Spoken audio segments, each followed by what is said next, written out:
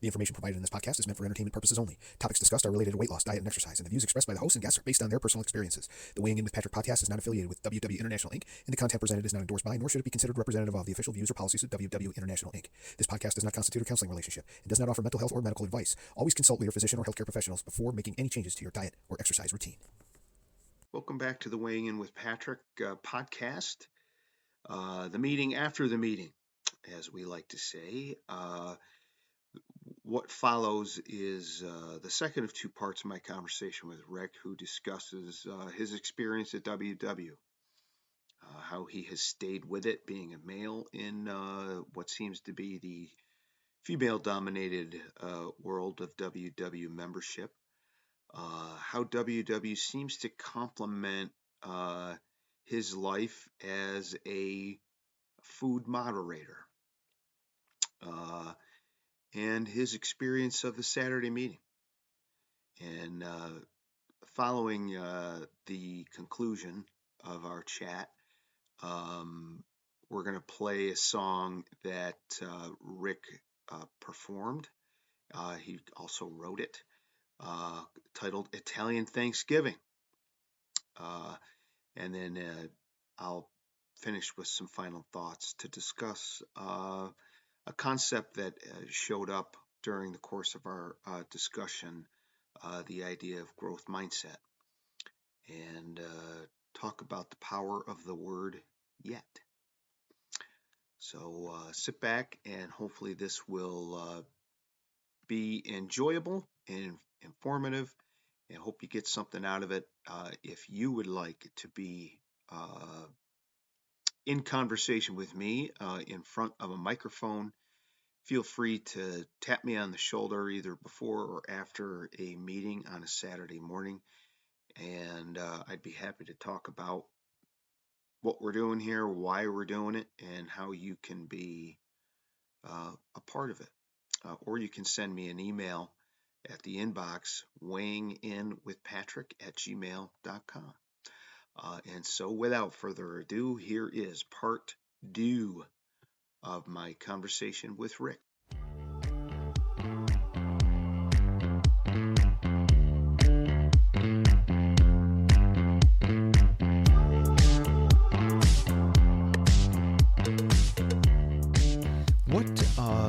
So I remember. Go ahead. No, go ahead. So I remember you were just talking about, like you were saying, everything you were saying was just questions, right? I mean, you know, I remember listening to Tony Robbins' tape, and it was just on questions.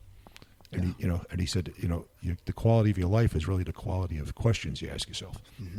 Because you can ask yourself, disempowering questions or empowering questions. Like, why does this always happen to me? Yep. How come I can never lose weight? Or you could, turn it around, like you said, and start asking yourself empowering questions. How can I do this? How can I make this better? How can I have fun doing it? So, one thing that I think is advantageous about having you here. Number one, you're the first guest on the show, on this podcast that I haven't been married to. Okay. So congratulations on that. Right. But I think it's also interesting that you're a male. Yeah. What has it been like for you being a male? I noticed that we sat on different sides of the room today, and I'm pretty sure that I was the only male on my side of the room, and you were the only male on your side of the room. Yeah. What are there any advantages, any challenges to being one of 2 to 3 guys in the room? Because the other one is Bruce, who shows up fairly regularly. You weren't here today, Bruce. You need to come back. What do you think? Advantages to being one of few males, challenges to being one of only a few males? Well, one of the advantages, I would say disadvantages on my my weight journey is, my wife does the cooking, so I'm always asking her, like, what's in this, and how, to try to count points. Right. That's that can be a little challenging. I didn't think of that. But because is she plugged into the WW Matrix. She's coming around. Yeah, like she'll give me like, she'll start doing like, she started doing like 0 Point Fridays, That's awesome. Yeah. I hope you've I hope you showed her some gratitude. Oh yeah, around that. Yeah. That's great. Yeah. Rick's wife. That's fantastic. Yeah, she's a great cook too. So that makes it hard. So she's such a good cook. So what about just being in the room though here? Yeah, I've thought a lot about that, like why more men don't attend Weight Watchers. Mm-hmm. And I mean, it works, right? Like that's the bottom line. And I think, in general, I think men tend to be known more as, fixers, mm-hmm. And practical thinkers where, mm-hmm. what does it work? Yeah. So I don't understand why, it's just traditionally women have always gone, done this. I don't, Have your friends made any comments about, other guy friends that you have? Have they ever said anything about, what are you doing? What do you do Weight Watchers for? That's a girl thing. No. I don't think it matters. I'm just, yeah. Who cares? But I mean, it's like I just think that sometimes guys they do the roll thing, like they roll their eyes and are like, oh, it's just there's so many women there, like it can't possibly have anything there for me. And my take is that if you think that as a guy, you can't learn something about losing weight and maintaining weight from a female and vice versa, you're crazy. Exactly. And then I question whether or not you really want all the information. And if you don't want all the information, maybe you don't really want to lose weight right now. Yeah. Maybe it's just better for you not to for some reason, right? Like I said, I'm really surprised that more men don't do this. Yeah. Again, so I'm on I think I talked about it in a previous podcast about, I'm on this, it's an online group through WW. You can actually access it through the app in their group section, but it's for guys.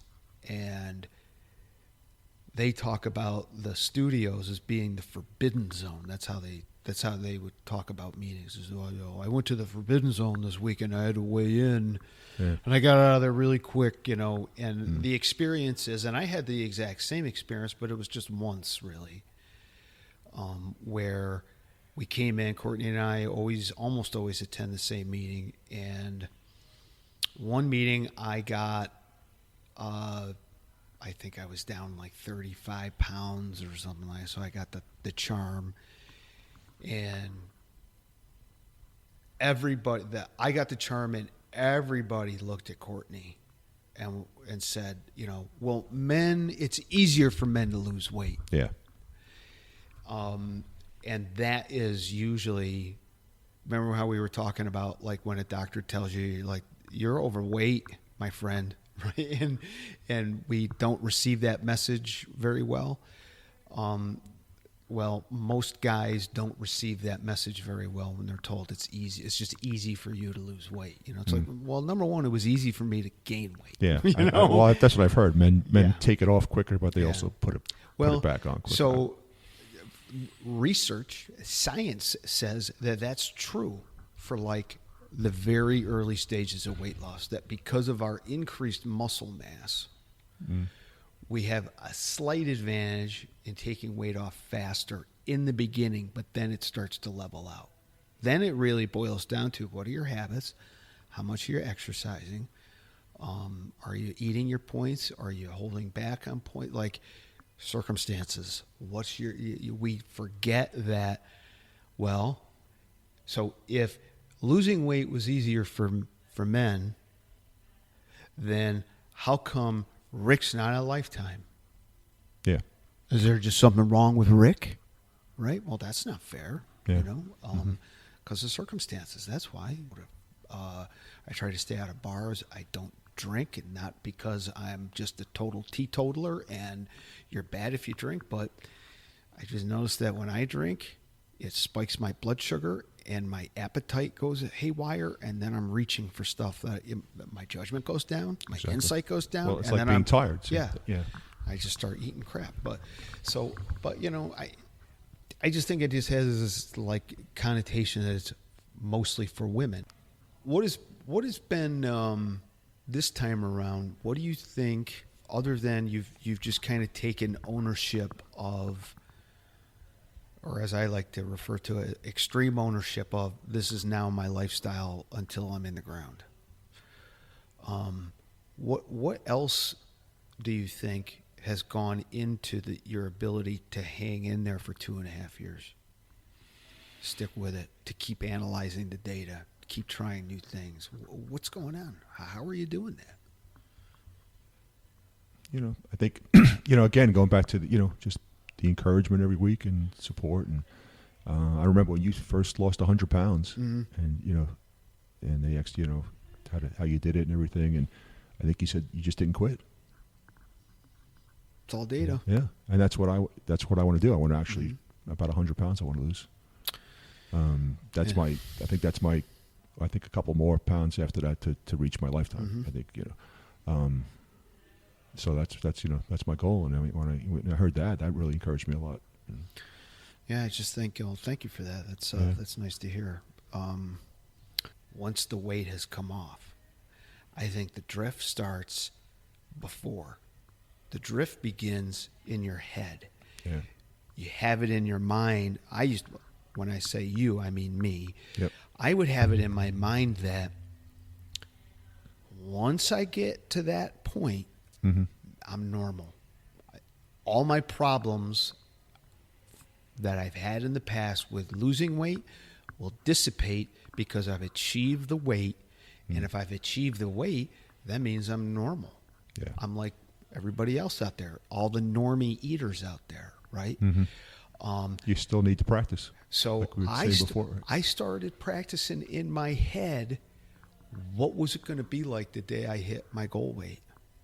Is it going to be this huge celebration, or is that just another Saturday? And I just had it in my head, it's going to be another Saturday because I got to come back the next week. Yeah. I'm going to come back the next week after that, and then next week after that. What I think I need to shoot for is just balance. I've never had balance, and I'm more balanced now than I think I ever have been. Yeah, I've been learning that a lot lately too. What's balance mean for you in your life?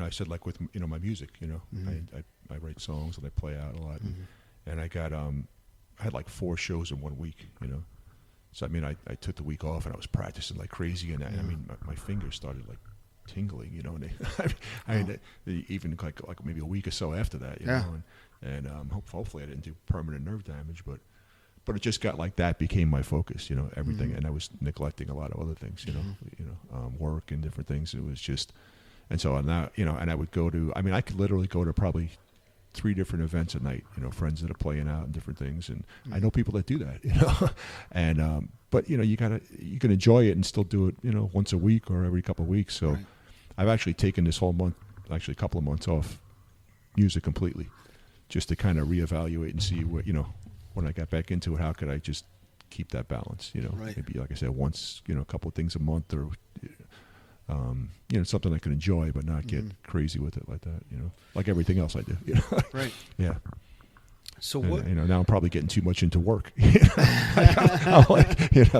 Well, that's the struggle, isn't it? It's just trying to figure out when one area of our lives is getting too much focus. Yeah. And how do you know when you're out of balance?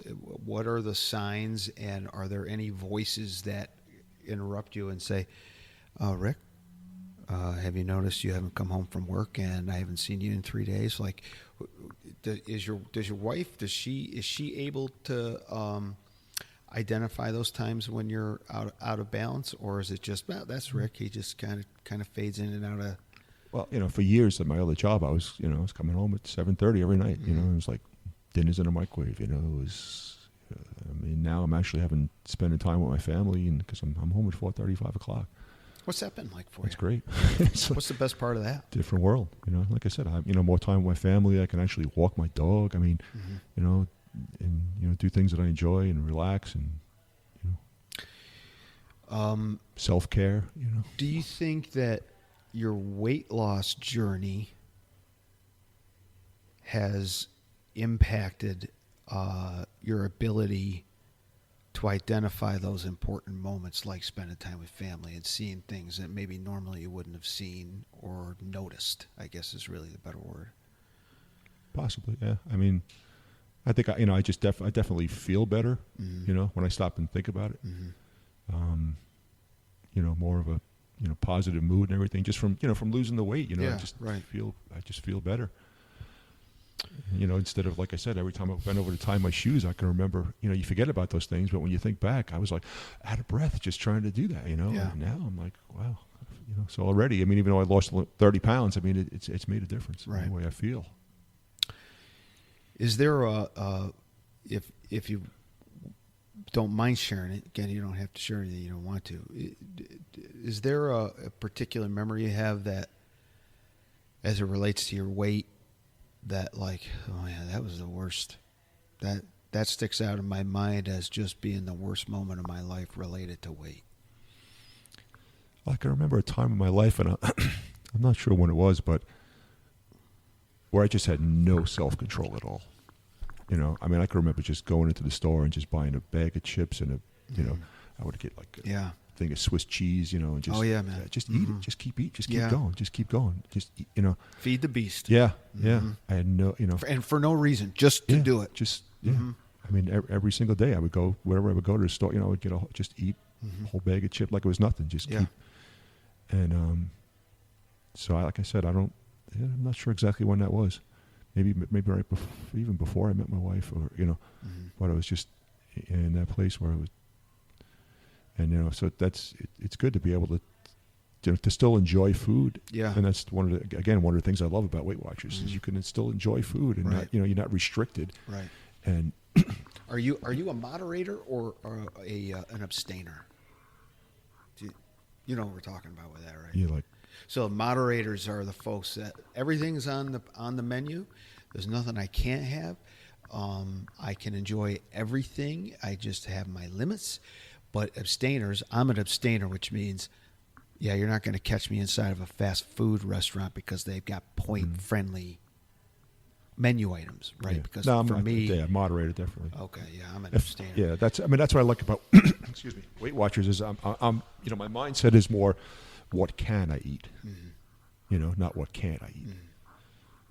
I can have 2 slices of pizza actually, because I mean that's I have those 18 points. So it sounds like you really respond to the power of having a decision to make. Yes. That is entirely your domain. Mm-hmm. You can, and I still eat healthy. I eat fruit for lunch and see, but I could do both. It's not one way or the other. See, I don't understand people like you. So I just have to respect. I have to respect people that are able to put the brakes on when they want to put the brakes on. That's great, and you should keep doing that. If that. I mean, I don't know. You. Like I said, my wife, she can eat half a bag of M&Ms and just fold it up and put it away. Look, I don't know how you do that. I've never met your wife, and now I don't want to meet her. I don't like her just from that description. She only eats. I mean, she's a wonderful person other than that. That one fatal flaw. How dare she? This is an outrage. But I mean, she'll only eat the folded potato chips. Yeah. Like I don't. Well, so I got a song called "An Italian Thanksgiving," and it's my mother sent me a meme on Thanksgiving of a little old Italian lady, and it said, "You wanted me to make a turkey for Thanksgiving? Okay, I make a lasagna." And I do a little Italian accent with it, and it's a pretty funny song. And if you do a Google search for Rick Bethel, that's my stage name. You'll see Italian Thanksgiving come up. That's awesome. If you want to check it out, that's awesome. It's pretty funny. So, so we've been going for about an hour and 20 minutes. How has this been? What did you think of this experience? Yeah, I enjoyed it. What would you tell somebody who comes to you and says, "Rick, I've noticed you've lost weight. How have you done it?" You tell them Weight Watchers, and they say, that's not for me because whatever the reason. What would you tell them why Weight Watchers seems to be effective? Well, yeah, I was thinking about this week, and I mean, it's based on biblical principles. Whether you're whatever religion you are. Mm-hmm. I mean, we come here once a week. We have a preacher, Sherry. There's a lot of similarities. It is kind of our church, isn't it? Yeah. Everybody kind of the Saturday service encourages each other and builds, and that's part of Mm-hmm. that philosophy. I mean, accountability, community. So yeah, that's time tested principles. Whether like I said, support, yeah, all that. So Everything's on the menu. Yeah, not everything is beneficial, but It's doable long haul. Yeah. What do you think what do you like most about coming to the Saturday meeting specifically? Like I said, it's always something somebody shares. Even if I get one little thing, it'll make me think a little bit different about something, or encourage me in some way, or It's funny you say that. Like there's, and again, it's not a knock on anybody who does this, but there's folks who come, I think, every Saturday, and they never share much, right? Mm. Which is totally cool. Yeah. But it's like going to church. Yeah. I mean, not everybody gets up to. I have to go back the next week because I forget.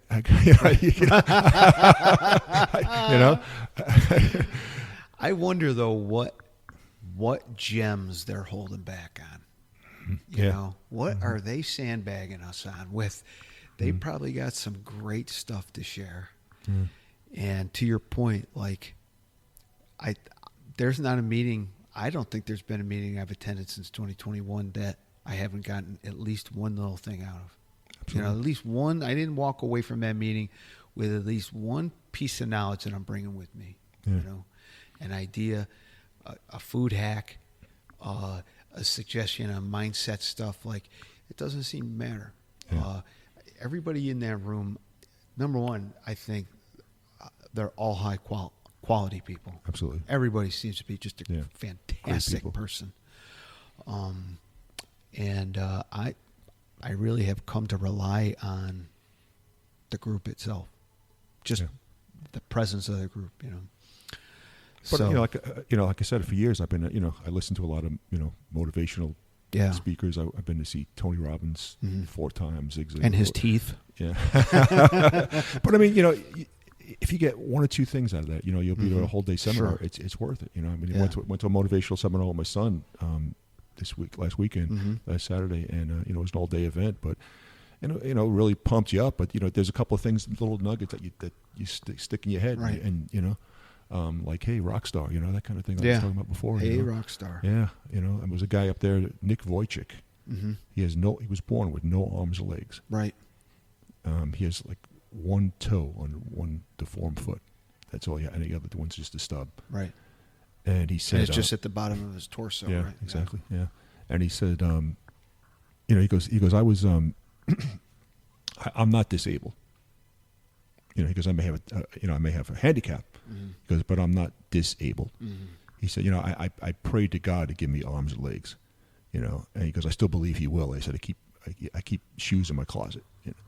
He goes, but I'm not going to let that stop me. Right. I mean, he's married to a beautiful wife. He was born with no arms and legs. He's the only person that doesn't know he's missing all this. Yeah, he has five beautiful children. He's gone skydiving, scuba diving. I've seen him play golf, baseball. I mean, because I didn't let my disability stop me. And he says, what's stopping you? I don't like him. But then he did what we talk about all the time about little growth, small steps. He was up on a platform because he's not as tall as everybody else. So, but he went from one side of the platform to the other and walked across it. And he said, this is how I did it. Mm. One step at a time. One step, right? It's just one step, isn't it? Mm. Like, yeah, that's something. That was the one biggest thing I took out from that. You know, it was great. Is there any particular sage words you've heard in a meeting from one of our tribe mates that sticks out? So much, it's hard to. Yeah, it's tough to narrow it all down. Yeah, you know, just you know, I think the biggest thing is just being there. You know, and just knowing that you're not alone. You know, I mean, and sometimes I think it's just me that struggles with all this stuff, and then you hear other people, and like we were talking about, with ADHD, D, we both think we have it, and well, you said you were diagnosed, but I know I have but it's good to hear. You were talking about the symptom, and I'm like, yeah, I think that's me. I thought I was the only one. And it's good to know that other people have gone through it, and they've had ups and downs, and and just that is encouraging. So let's say somebody who's listening to us right now, they are discouraged. They don't know if they're going to continue on. What are how would you encourage that individual? What would you tell them? Just to, I guess, maybe say, I've been there, and I've gone a whole year where I didn't lose, and just don't quit. I mean, that's bottom line. I mean, that's that's what you said when you lost all the weight. And that encouraged me a lot. Just don't quit. Yeah, like it's we all hit that moment, right, where it's like, is this worth it to me? Yeah. And my take is this, kind of like what we were saying earlier. I asked you how many different diets you were on. You told me how every one of you lost weight with, right? Yeah. I believe everybody that comes in this room has lost weight before. Mm-hmm. So it's not that you can't do it. Yeah. Right? It's just you haven't yet accepted the fact that maybe you've got to make additional changes to keep it off once you lose it. Yeah. Right? That the secret, it's not a secret. Yeah. It's just you got to have to soon you will be in a place where you can receive the message of what you need to do next. But if you walk away entirely, you're just gonna kind of fall behind. And why put yourself showing up at the destination a day late when you can arrive on time by not getting off the train? Yeah. You know what I mean? Mm-hmm. And there's going to be ups and downs. You're going to fail. That's right. Babe Ruth, he hit the most home runs at one time, but he also had the most strikeouts. It's just you learn. You just keep. Like I said, right now it seems like a lot. I'm at the point where I'm steadily going down because everything's starting to come together. And do the math. Do the math. If you averaged it out week wise, how many pounds you've lost per week, right? And you use that average to project when you might hit a lifetime based on that trajectory, assuming that it stays that way, okay? Yeah. Is the time it takes between now and then going to be worth it for you to hang in there? Yeah, I mean, what other choice do I have? If at the end, in other words, I had to ask myself a question like, if it takes me 4 years to lose 100 pounds, is that worth it? I think so. Yeah. Okay. List the reasons, right? What is it about that 4 years you're going to get? What's the payoff? The benefits, there, right? What if you get to a point where you only lose, let's say the most you lose is 1 pound less than what your goal weight was. Would that be worth it? Or do you absolutely have to hit that goal? Yeah. What if this is the most weight I would ever lose, but I continue doing what I'm doing? Can I be okay with that? Yeah. I kept answering yes to that stuff. At least I'm not gaining. Yeah. And so the last 15 pounds of my weight loss period took me a year. Took me a year to get that. Took me 1 year to lose the hunch. Yeah. Another year to get rid of 15. Wow. And let me tell you something. I don't want to hear it's easier for men. Right? Yeah. Like that was I had to combat that. I had to combat that thinking. This, what a waste of time. Screw this. What's the point? And I'm like, well, do the math, dum-dum. You've lost 100. You've got 15 more to go. If it takes you 13 years to get that extra 15 pounds, well, you lost 100 pounds. Yeah. What's wrong with that? Mm-hmm. Right? Things were fitting.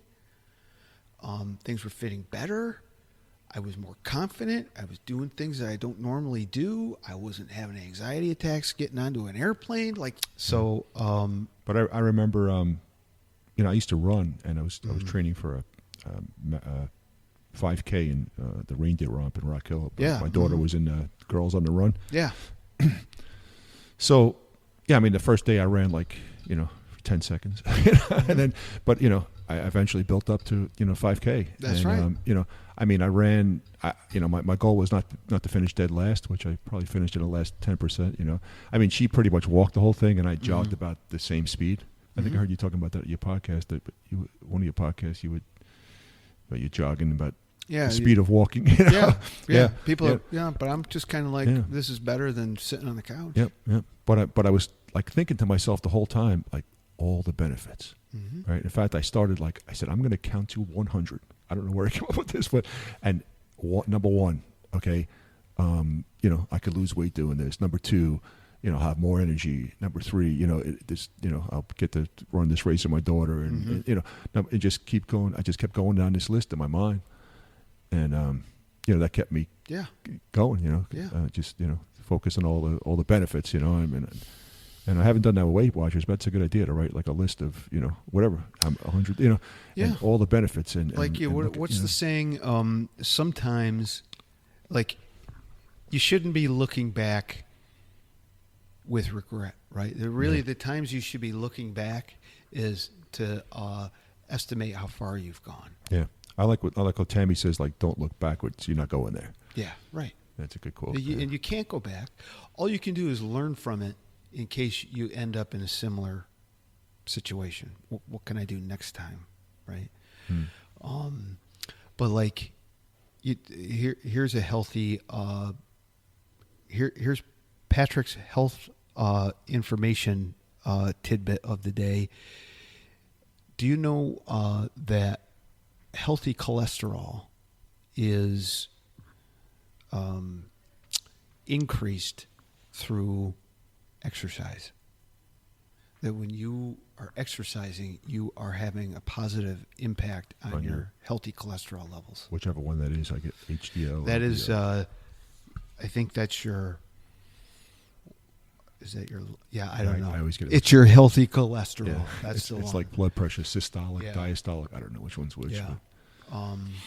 Well, all right. So, is there anything you're like? Why didn't you ask me this? Is there any questions you think I could have asked that I didn't? Yeah, I think it went well.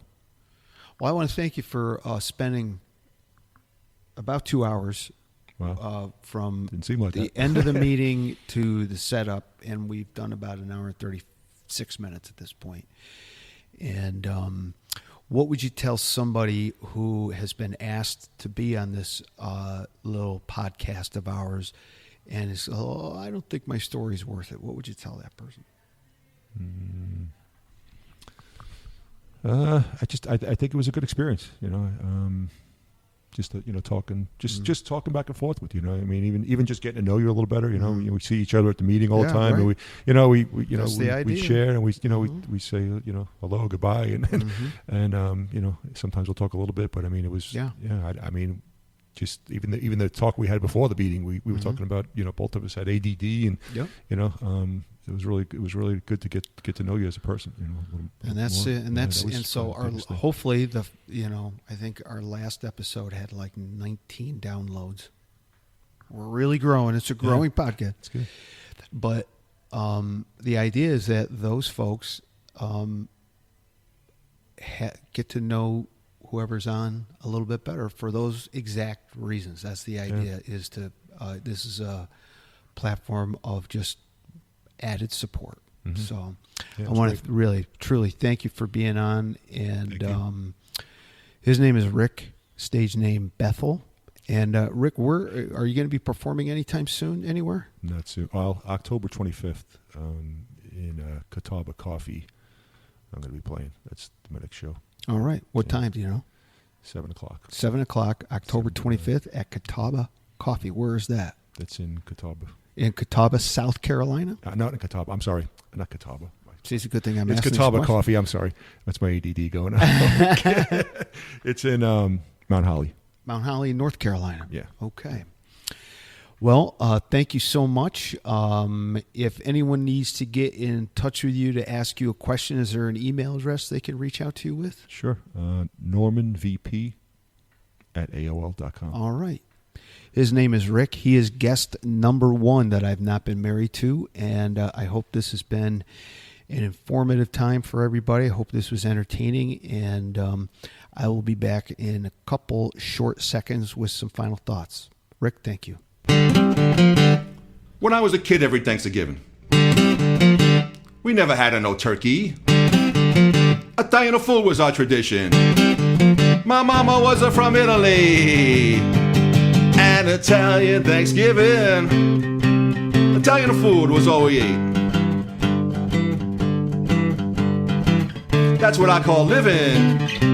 Lasagna piled on a plate. Mama's cooking and smelled so delicious. It made me start to drool. Baked ziti and spaghetti. And a pasta bazool. An Italian Thanksgiving. Whenever Mama would repeat. Manja, manja. We knew that it was a time to eat.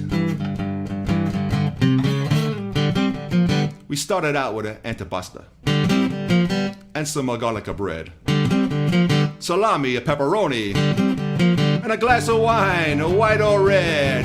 An Italian Thanksgiving. No cranberry sauce that's shaped like a can.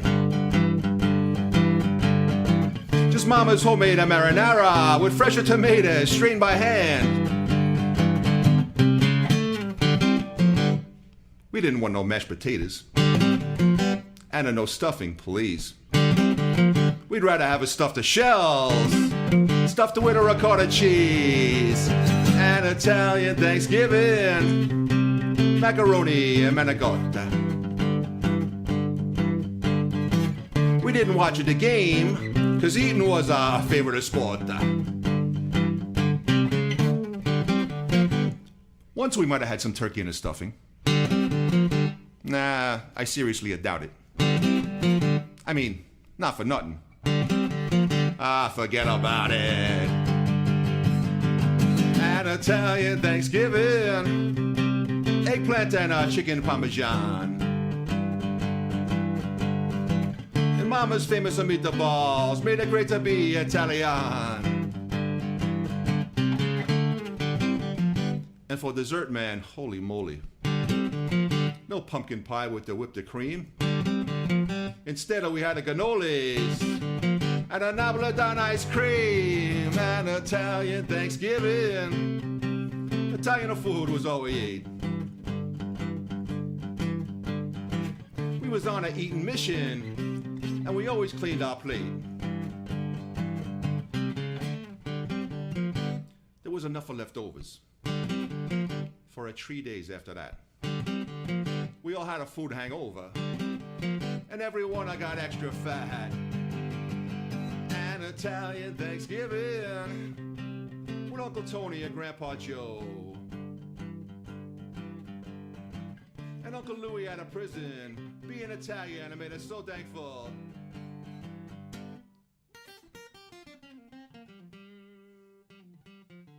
Well, you just heard Italian Thanksgiving, written and performed by our very own Rick. I really enjoyed my time with him. And while editing, I noticed that I didn't ask him even a single solitary question about his love of music or how he got started playing guitar. I'm a big movie fan. And one movie in particular that has always been a favorite of mine is a movie called The Commitments.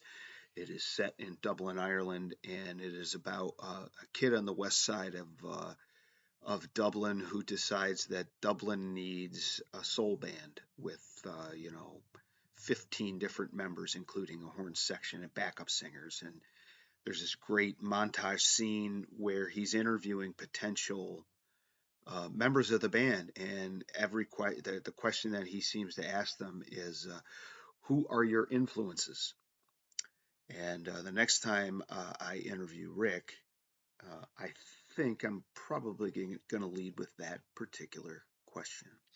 Uh, that being said, in part one, Rick brought up the idea of growth mindset, and that led me to take to Google and do a little research on from where this idea might have come. And growth mindset is a concept developed by a psychologist named Carol Dweck, and she wrote a book entitled "Mindset: The New Psychology of Success." And yes, I am currently reading it. And I think Rick is a great example of how change in how we think about failure versus success. He verbalized how he focuses on what he can eat, not on what he can't eat. That his goal to lose 100 pounds, and he doesn't spend time beating himself up, but seems that he looks for ways to improve or get a little better at things. And he shared at a very recent meeting that after several years of not being able to wear his wedding ring, it has finally taken its rightful place on his ring finger. And he held up his hand to a round of applause. And, there was probably a time where getting that ring on his hand was just an idea. Oh, geez, I really wish, or I haven't worn my wedding ring in a while.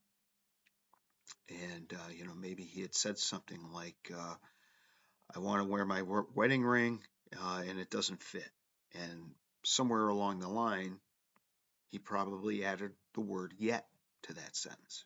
Uh, I haven't been able to get my ring on my finger yet.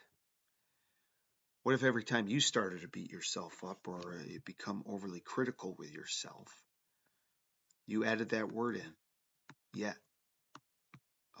I didn't lose that first 5 pounds yet. I haven't gotten the hang of tracking everything yet. I think this invites the person who uses that word, it encourages them to set out to develop a skill, to make it okay to not be perfect, to not have developed a full skill, and to take a closer look at how certain habits might be impacting particular outcomes. And if you could start to add the word yet into the mix, how might that begin to change things for you? Would it change anything? Where is the most helpful for you? The most helpful place, that is, for you to add the word yet. Look, there's no magic pixie dust here. This weight loss thing. There's no easy fix. You can take it off in a heartbeat. You can take it off real fast, I suppose. But are you going to keep it off, right? This is an evolutionary process. And first we learned how to lose weight, and then we set about figuring out how to stay at a healthy weight, right? And that can be a trial and error thing for some of us. And, being self-deprecating in front of others, to hear them contradict you, to correct you. Oh, no, you're doing just fine. I think that just encourages people to be self-deprecating. And it doesn't really help you get closer to where you want to be. Take charge of those negative thoughts. Turn them on their ear. Add that word yet. You're the best hope you have of becoming the person you were born to be. And maybe you haven't been that. None of us have. I haven't yet. I want you to be on the lookout after you've listened to this episode.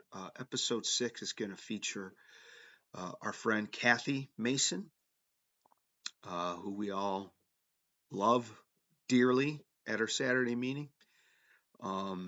She talks about growing up in Detroit and talks about her family of origin and her experience with WW.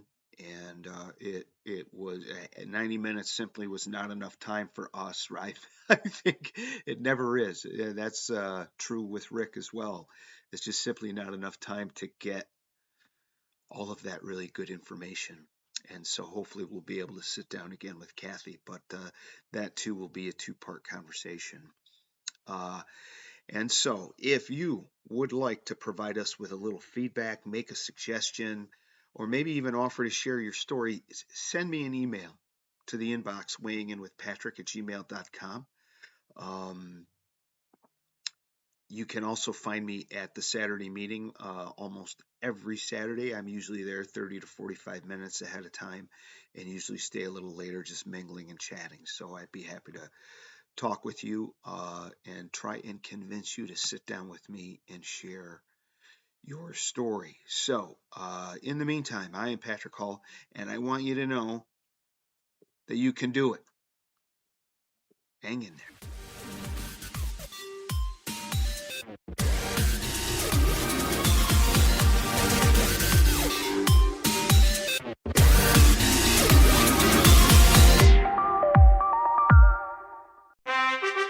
Get out of there, bear!